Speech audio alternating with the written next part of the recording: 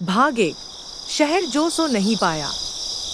पुणे, एक शांत, सुशिक्षित और सांस्कृतिक शहर, जहां दिन में शास्त्रीय संगीत की सरगम गूंजती है और रात में सड़कें जल्दी सो जाती हैं।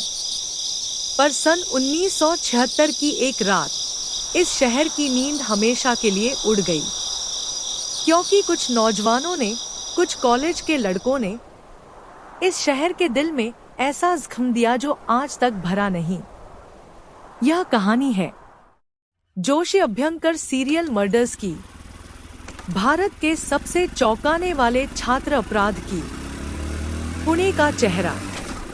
1970 के दशक में पुणे का माहौल बदला था।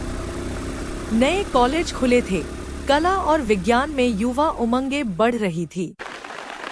लेकिन इस विकास के बीच शहर में बेरोजगारी और प्रतिस्पर्धा भी बढ़ रही थी। उसी समय अभिनव कला महाविद्यालय के 4 दोस्त, सुहास जोशी, राजेंद्र झवेरी, दिलीप कलकुंडे और जयंत सुमार, हर रोज कैंटीन में बैठते, सिगरेट पीते और बड़े आदमी बनने के सपने देखते। पहला झटका। एक रात झवेरी बोला, अगर जिंदगी में कुछ बड़ा करना है तो कुछ बड़ा करना पड़ेगा। उस बड़े की परिभाषा उन्होंने अपराध से जोड़ी। उन्होंने तय किया कि वे किसी अमीर व्यक्ति को लूटेंगे। मकसद सिर्फ पैसा था। लेकिन जब पहली बार उन्होंने किसी को धमकाया, वो लूट हत्या में बदल गई। वो पहला खून जिसने उनके भीतर कुछ बदल दिया। अपराध का नशा। पहली हत्या के बाद जब पुलिस को कुछ पता नहीं चला, तो चारों को एक नया नशा चढ़ गया। हम अजय हैं। वे अब शहर के अलग अलग इलाकों में घूमते, लोगों की दिनचर्या देखते, पैटर्न बनाते और अगला शिकार चुनते। सुहास जोशी सबसे बुद्धिमान था। दिलीप योजना बनाता और झवेरी हर वार में सबसे आगे रहता। जोशी परिवार की हत्या।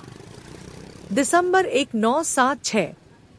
राजेंद्र जोशी नामक व्यक्ति का घर, शांत मोहल्ला, साधारण रात। चारों अपराधी वहां पहुंचे। योजना थी लूट की। पर जब घरवालों ने विरोध किया तो लूट एक नरसंहार में बदल गई।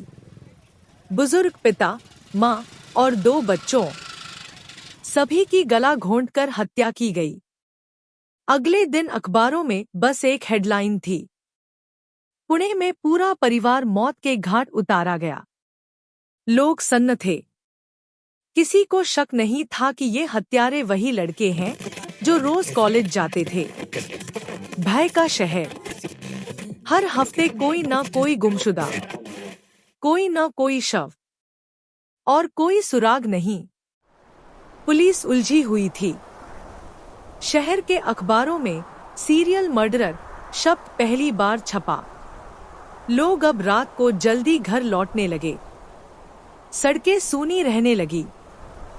पुणे, जो कभी शिक्षा का केंद्र था, अब डर का शहर बन चुका था। अभ्यंकर रोड की रात।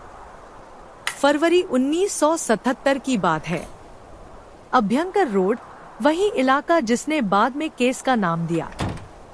चारों अपराधियों ने तय किया, आज सबसे बड़ा काम करेंगे।